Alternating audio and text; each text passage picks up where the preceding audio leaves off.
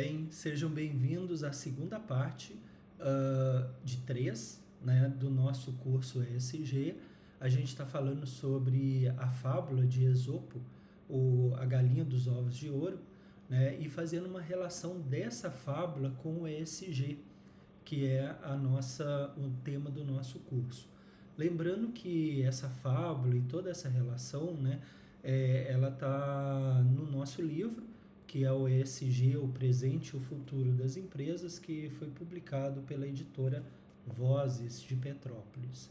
Então a gente vai dar sequência e para quem assistiu a primeira parte deve se lembrar que o meu último slide ele abordava, né, essa preocupação de se os madeireiros, as pessoas que exploram de forma indiscriminada o meio ambiente podem ter algum êxito no curto prazo, a grande pergunta é: e como será o futuro das próximas gerações, nas quais se inclui os próprios descendentes dessas pessoas, né? Então a gente vai tecer um pouco mais de comentários sobre isso. Então, se a exploração do recurso natural fosse cadenciada e racional, respeitando o ritmo da natureza, seria possível, no médio e longo prazo, amealhar diversas riquezas, né? Então, eu dei o exemplo do madeireiro que corta uma floresta e a gente tem, né, por meio dos estudos, né, e na prática, o chamado manejo florestal sustentável, na qual as árvores são inventariadas e elas são escolhidas a dedo, né, quais que serão derrubadas, exploradas de forma comercial, mantendo intactas as outras em volta e também a biodiversidade. Então, a exploração é feita de forma racional. Por quê? Porque não se quer matar a galinha dos ovos de ouro, que é a própria floresta, né? Então, é o uso racional do recurso. Então, esse uso atenderia não apenas o madeireiro e a sua família, mas também aos seus descendentes. Então, da mesma forma, teria ocorrido com o camponês da fábula de Esopo se ele não tivesse sido tão precipitado e ganancioso, né? Vocês lembram, né, da fábula em que o camponês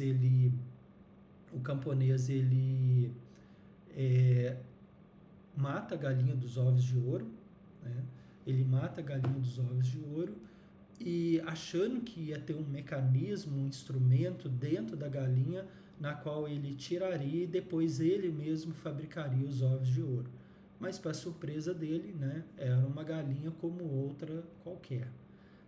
Então, o que é isso? Tanto no caso do camponês, que não soube esperar, né, dia a dia o ovo de ouro que era colocado pela galinha, né? Então ele respeitando a cadência, o ritmo da natureza da galinha, da mesma forma acontece com o madeireiro, né? Que prefere cortar tudo ao invés de cortar de forma racional, fazendo um plano de manejo sustentável. Aí eu trouxe aqui do Greenpeace para vocês verem, né? Aqui vocês têm a fonte, né? Sem florestas, sem água, sem clima, sem comida, sem floresta, sem vida, né? E aí eu trouxe uma notícia, né, falando justamente isso. O que aconteceria, né, se todas as árvores do mundo desaparecessem, ou se grande parte dela desaparecesse? Isso aqui a fonte é a BBC de Londres, né? Então, árvores ajudam a resfriar o clima local e sem elas as temperaturas logo começariam a subir. Essa reportagem traz várias informações, mas podemos dizer que um resumo, né, dos 5 principais itens seria extinções em massa, né, um mundo mais quente, algo que a gente já está sentindo, economia em colapso, porque pensem que várias indústrias, né, elas dependem dos produtos de base florestal, da madeira e de outros produtos florestais não madeireiros. Prejuízo à saúde, né, devido ao calor, devido a várias questões ambientais, né, com a derrubada das árvores e o impacto cultural. Então, essas seriam 5 grandes consequências, né, da diminuição desse maciço florestal, né, dessa quantidade de árvores no planeta, e tudo isso tem a ver com o risco, né? Quais os riscos nós, seres humanos, né, estamos sujeitos às mudanças climáticas, ao aquecimento global e também à destruição das florestas, né? Então, risco é uma palavra que eu gostaria que vocês gravassem, que o ESG ele tem uma relação muito grande com risco. E aí eu gosto muito de simbolizar a palavra risco, né? O risco como se fosse um precipício, uma fenda na terra, como vocês estão vendo aqui. Por que é um risco, né? Se a gente estiver caminhando e não prestar atenção que tem um buraco na frente, a gente corre o risco de cair e se machucar, não é mesmo? Então a ideia da fenda, como vocês estão vendo aqui, é ela simbolizar o risco, né? O risco. E o que o gestor de ESG faz é justamente tentar identificar esse risco, primeiro ponto, e criar as condições para contornar esse risco ou minimizar esse risco. É isso que o gestor de ESG tem que fazer. Ele tem que identificar o risco, que pode estar relacionado a questões ambientais, sociais ou de governança. A gente ainda vai falar muito sobre isso. Então, ele vai identificar esses riscos, né? Vai fazer uma gestão dos riscos e aí ele vai propor as soluções, né? Contornar o problema ou minimizar esses problemas. No livro A Força do ESG, por isso que eu coloco a capinha dele aí, né? É o livro que eu vou falar sobre a gestão de riscos, né? A relação do ESG, ambiental, social e governança, com a gestão de riscos, tá? Então, como eu disse no início dessa apresentação, embora eu utilize como roteiro o livro de capa preta, vez por outra eu vou comentar do outro livro, porque são assuntos que estão conectados, ok? Resultados primeiro, pagamento depois. Noruega condiciona doações do Fundo Amazônia a números do desmatamento. Então, pense que você fosse um gestor público a nível federal, em que você precisa apresentar números positivos sobre diminuição do desmatamento na Amazônia para que conseguisse as doações para esse chamado Fundo Amazônia, né? Que aí vai prover uma série de benefícios para a região, inclusive auxiliando na redução maior ainda de desmatamento. Então, os investidores colocam dinheiro, mas eles querem uma garantia. Então, a nível de país, isso também seria uma gestão dos riscos, né? Eu coloquei, pessoal, fazendo uma comparação, né, da fábula de Esopo, a galinha dos ovos de ouro, eu utilizei o madeireiro, né? Por quê? Porque muitos deles vão extrair de forma predatória a floresta, e eu utilizei então isso para fazer analogia com a fábula, né? Então vocês veem aqui, desmatamento cresce logo, precisa de uma sombra, mas ele próprio foi o grande responsável por essa situação. Mas embora eu tenha colocado como exemplo, né, o madeireiro que destrói a floresta, a gente poderia relacionar a fábula com outros tipos de formas de extrativismo de grande impacto ambiental negativo, ou mesmo ações danosas provocadas por empresas, governos, pessoas. Então, a gente poderia usar outros exemplos, né, como o setor de minérios, né, e outros setores aí, agronegócio e outros mais, né?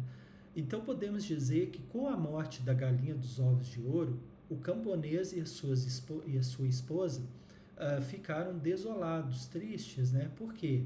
porque eles haviam perdido a fonte de sua riqueza.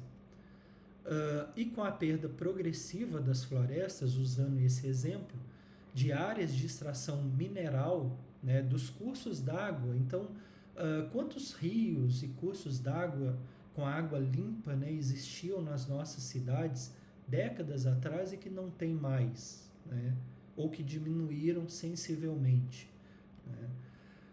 Animais extintos, plantas que desapareceram, isso nos traz que aos poucos o nosso planeta vai morrendo e deixando de oferecer os seus recursos à humanidade. Então a gente poderia dizer, né, que de certa forma o homem vai matando aos poucos a sua galinha dos ovos de ouro. Quem é a galinha dos ovos de ouro?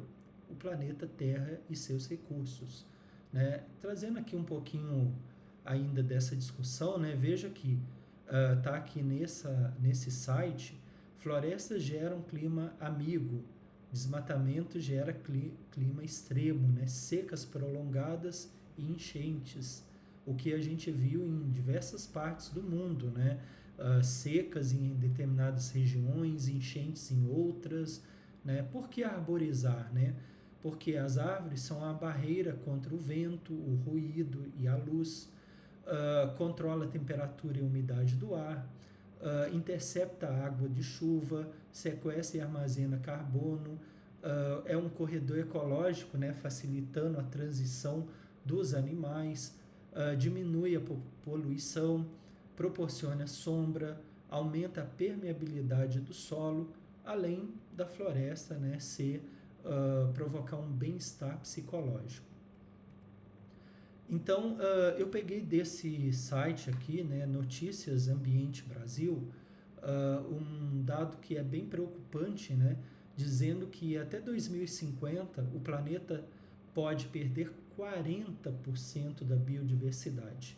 Isso significa, pessoal, a redução de serviços ecossistêmicos, como a produção de alimentos, de água e de energia, né? Pensem o caos que seria isso se 40% da biodiversidade relacionada a alimentos, água e energia fosse perdida. Então, como um gestor de ESG, logo a gente identifica um risco grande, né? Por isso que eu coloco aqui a gestão de riscos, né, que eu falo lá no livro A Força do ESG. Então, risco para o negócio, tem a ver com questões ambientais, sociais e de governança, é ESG.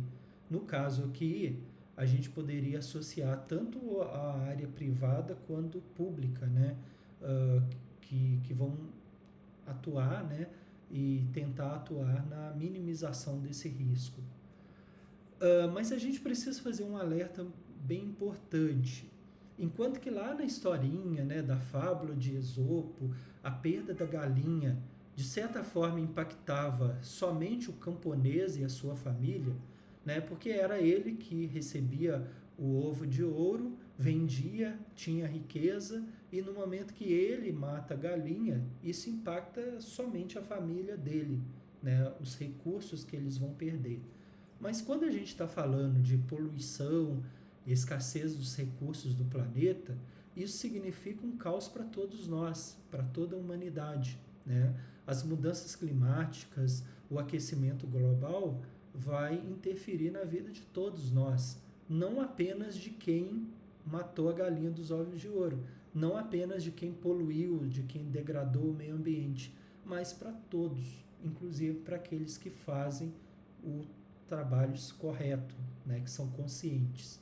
Então isso vai desde os efeitos das mudanças climáticas, com intensas secas e inundações em diversas partes do globo, a perda da qualidade de vida que teremos, né, que vamos deixar de ter, né, além da poluição da água, do ar e da terra. Então, algumas pessoas, poderiam ser chamadas de anacrônicas, né, ou então que não estão acompanhando a mudança que está acontecendo no nosso planeta. Essas pessoas insistem em dizer que não há como gerar riqueza e, ao mesmo tempo, preservar a natureza. Então, é como se as placas, né, de economia e ecologia elas estivessem em sentidos contrários, em que elas não pudessem caminhar no mesmo sentido. Essas pessoas argumentam que investir em sustentabilidade significa perder os lucros do negócio. E, na verdade, existem vários exemplos mostrando o contrário. Então, pessoal, com esse slide eu termino essa segunda parte, são 3, tá? E aí, na próxima apresentação, eu encerro esse tema da galinha dos ovos de ouro, né, da fábula de Esopo, e aí eu vou falar a partir desse slide para a gente seguir esse raciocínio, ok? Bom, então aqui, fechando a apresentação, né, lembrando, são 2 livros sobre ESG, e essa apresentação, ela segue o roteiro, né, do livro publicado pela editora Vozes, e aqui vocês têm os meus contatos. Então, agradeço a atenção de todos e até a próxima.